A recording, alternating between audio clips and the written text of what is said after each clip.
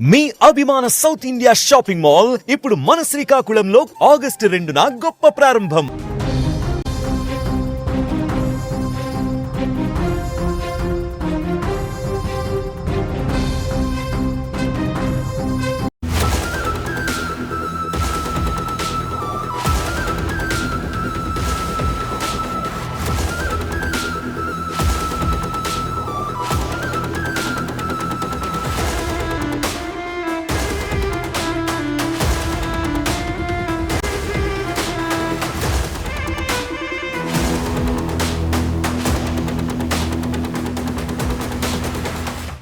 ధర్మస్థల కేసులో కీలక పరిణామాలు చోటు చేసుకుంటున్నాయి. ఒక్కొక్కటిగా మిస్టరీ వీడుతోంది, బయటకొస్తున్నాయి కొన్ని విషయాలు. బయటపడింది డెబిట్ పాన్ కార్డుల రహస్యం. మొదటి రోజు తవ్వకాల్లో డెబిట్ పాన్ కార్డులు అయితే లభ్యమయ్యాయి. పాన్ కార్డు సురేష్ అనే వ్యక్తిగా కూడా గుర్తించారు అధికారులు. 2025 మార్చిలో ఆ కార్డు హోల్డర్ ఎవరైతే ఉన్నారో సురేష్ మరణించినట్లుగా కూడా తెలుస్తోంది. డెబిట్ కార్డు మహిళ బ్రతికే ఉన్నట్లుగా కూడా మనకి ఇప్పుడు సమాచారం అయితే అందుతోంది. ధర్మస్థల కేసులో కీలక పరిణామాలు చోటు చేసుకుంటున్నాయి. 3 రోజులుగా జరుగుతున్న తవ్వకాల్లో బయటపడిన వస్తువులు, ఆనవాళ్లు నిగ్గు తెలుస్తున్నారు. సిట్ దర్యాప్తులో భాగంగా మొదటి రోజు మొదటి స్థలంలో తవ్వకాల్లో లభించిన పాన్ కార్డ్ మరియు డెబిట్ కార్డ్ వివరాలైతే ఇప్పుడు బహిర్గతమయ్యాయి. ఒక పురుషుడి పేరు మీద పాన్ కార్డ్, ఒక మహిళ పేరు మీద రూపే డెబిట్ కార్డ్ ను సిట్ అధికారులు స్వాధీనం చేసుకున్నారు. ఇప్పటికే భూమి నుండి 1/2 అడుగు కంటే కూడా తక్కువ లోతులనే అవి దొరికాయి. దీంతో అవి ధర్మస్థలలో అదృశ్యమైన వారా లేదా అత్యాచారానికి గురైన వారా అంటూ కూడా పుకార్లు రేగాయి. అయితే దీనిపై సిట్టు బృందం విచారణ చేపట్టింది. పాన్ కార్డ్, డెబిట్ కార్డు వివరాల్లో వ్యక్తుల్ని గుర్తించడం కూడా జరిగింది. సిట్టు విచారణలో సంచలన విషయాలే బయటపడుతున్నాయి. పాన్ కార్డులో ఉన్న వ్యక్తి చనిపోయినట్టుగా కూడా తేలింది. ఆ వ్యక్తి కూడా ఒక పచ్చకామర్లో కూడా చనిపోయినట్లుగా కూడా మనకి తెలుస్తోంది. అది కూడా 2025 మార్చిలో చనిపోయినట్లుగా తెలుస్తోంది. బెంగళూరు గ్రామీణ జిల్లాలోని సురేష్ గా గుర్తించడం జరిగింది. అతని అంత్యక్రియలు కూడా అదే గ్రామంలో జరిగాయి. సురేష్ మద్యానికి బానిసయ్యాడని, మరణానికి ముందు ధర్మస్థలాన్ని సందర్శించినప్పుడు కార్డును పోగొట్టుకున్నాడని కూడా భావిస్తున్నారు. అలాగే దొరికిన డెబిట్ కార్డు వివరాలతో ఆరా తీయగా ఆ మహిళ బ్రతికే ఉన్నట్లుగా కూడా తెలిసింది. ఆమె కూడా తన ఏటీఎం కార్డు పోగొట్టుకుని ఉండొచ్చన్న అంచనా అయితే వేస్తున్నారు. మరోవైపు 6వ స్థలంలో 2 మృతదేహాలు అవశేషాలతో పాటు లోదుస్తులు కూడా దొరకగా అవి చనిపోయిన వారివేనా లేదా అన్నదానిపై అయితే ఇంకా విచారణ చేపడుతున్నారు. ఫోరెన్సిక్ తనిఖీలకు పంపి నిజాలు బయట తీసే ప్రయత్నాన్ని అయితే సిట్టు బృందం ఇక్కడ చేస్తోందని కూడా మనం చెప్పుకోవాలి. 6వ స్థలంలో అవశేషాలు బయటపడడంతో అక్కడే ఎక్కువ తవ్వకాలు ఇప్పుడు ప్రెసెంట్ జరుపుతున్నారు. ఈ రోజు 4వ రోజు. నిన్న 6వ ప్లేస్ లో ఎక్కడైతే మనకు అస్థిపంజరాలు దొరికాయో మానవ అవశేషాలు 2 వ్యక్తులు అయితే దొరికినట్లుగా తెలుస్తుంది. ఇదే నేపథ్యంలో అవన్నీ కూడా ఫోరెన్సిక్ ల్యాబ్ కు పంపించారు. ఇదే నేపథ్యంలో ఈ రోజు 7, 8, 9 స్థలాల్లో కూడా ఈ రోజు అక్కడ తవ్వకాలు జరిపే అవకాశాలు కనిపిస్తున్నాయి పుష్కలంగా. ఆల్రెడీ అక్కడ తవ్వకాలు కూడా ప్రారంభించారు. డాగ్ స్క్వాడ్ ని కూడా ఇప్పటికే రంగంలోకి దించినట్లుగా కూడా తెలుస్తోంది. మృతదేహాల వాసనలు పసిగట్టే కుక్కలను అడవిలోకి తీసుకెళ్లి మృతదేహాల కోసం గాలింపు అయితే కొనసాగుతోంది. ప్రస్తుతం హిటాచీ సాయంతోనే తవ్వకాలు అయితే జరుగుతున్నాయి. పదుల సంఖ్యలో కార్మికులైతే పనిచేస్తున్నట్లుగా మనకైతే సమాచారం అందుతోంది.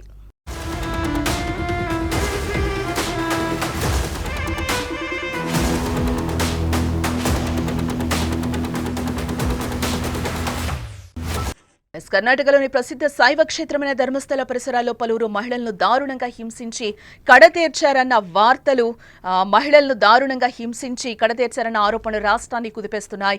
వాస్తవాలు వెలికి తీయడానికి రంగప్రవేశం చేసిన ప్రత్యేక దర్యాప్తు బృందం సిట్ గురువారం కొనసాగించిన పరిశోధనలో పుర్రెలు, ఎముకలు వెలుగు చూడటం కూడా ఇప్పుడు సంచలనం సృష్టిస్తోంది. అవి 2 మహిళలకు చెందినవి కావచ్చని కూడా ప్రాథమికంగా అంచనా వేస్తున్నారు అధికారులు.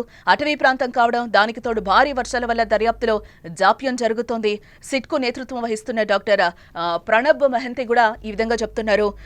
బయటపడింది ఏ విధంగానూ కూడా మనం ఒకసారి చూసే ప్రయత్నం చేద్దాం. ధర్మస్థల పరిధిలో పారిశుద్ధ్య కార్మికుడిగా పనిచేసిన ఒక వ్యక్తి దక్షిణ కన్నడ జిల్లా ఎస్పీ అరుణ్ కి ఇటీవల ఒక లేఖ కూడా ఆయన రాయడం జరిగింది.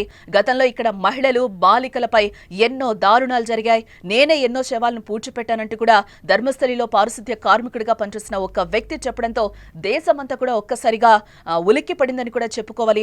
1995 నుంచి 2014 మధ్య కూడా ఆయన 100కు పైగా మృతదేహాల్ని నేను పాతిపెట్టాను అని కూడా ఆయన ఒక ఫిర్యాదులు అయితే చెప్పడం జరిగింది. ఆ వ్యక్తులే మా కుటుంబానికి చెందిన యువతిపై అనుచితంగా ప్రవర్తించడంతో మేము దూరంగా వెళ్లిపోయాం. నన్ను పాపభీతి వెంటాడుతోంది.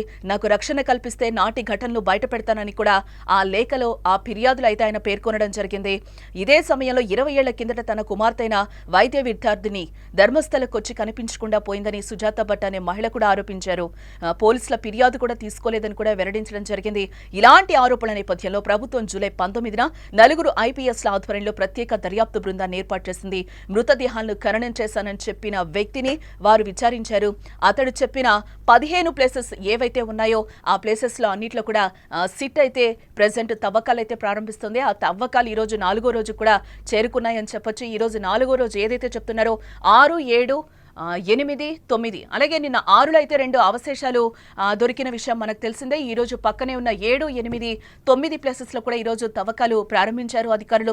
ఇదే నేపథ్యంలో 9వ స్పాట్ ఏదైతే ఉందో అది చాలా ఇంపార్టెంట్ అని కూడా అధికారులు చెప్తున్నారు. ఎందుకంటే ఆ పారిశుద్ధ్య కార్మికుడు ఎవరైతే ఉన్నారో తను అక్కడ నేను 10ల సంఖ్యలో అయితే మృతదేహాల్ని ఖననం చేశాను, పూడ్చి పెట్టానని కూడా చెప్పాడు. ఈ రోజు అయితే ఆ 9వ స్పాట్ ఏదైతే ఉందో అది కీలకంగా మారనుంది. 6, 7, 8, 9 పక్కపక్కకే ఉన్నట్లుగా కూడా తెలుస్తుంది. ఈ రోజు 7వ ప్లేస్ లో అయితే తవ్వకాలు ఆల్రెడీ ప్రారంభించారు. బోరున అక్కడ వర్షం పడుతున్నా కూడా అధికారులు అయితే అక్కడ తవ్వకాలకి వెనకడుగు వేయడం లేదు. నేత్రావతి అవతల సైడ్ నిన్న 6వ ప్లేస్ లో ఎక్కడైతే మనకి అవశేషాలు దొరికాయో అదే ప్లేస్ లో ఈ రోజు తవ్వకాలను అయితే అధికారులు ఆల్రెడీ ప్రారంభించారు. అక్కడ క్లూస్ టీమ్స్ అన్ని కూడా చేరుకున్నాయి. అక్కడ దొరికిన అవశేషాలని కూడా ఆల్రెడీ నిన్న ఫోరెన్సిక్ అధికారులు ఫోరెన్సిక్ ల్యాబ్స్ కి కూడా పంపించడం జరిగింది. ధర్మస్థల కేసులో కీలక పరిణామాలు ఇక్కడ చోటు చేసుకుంటున్నాయని కూడా మనం చెప్పుకోవాలి. 3 రోజులుగా జరుగుతున్న తవ్వకాల్లో చాలా విషయాలు, చాలా సంచలన విషయాలు కూడా బయటపడుతున్నాయి. అవన్నీ కూడా ఎప్పటికప్పుడు సుమన్ టీవీ మీకు అందిస్తూ ఉంది.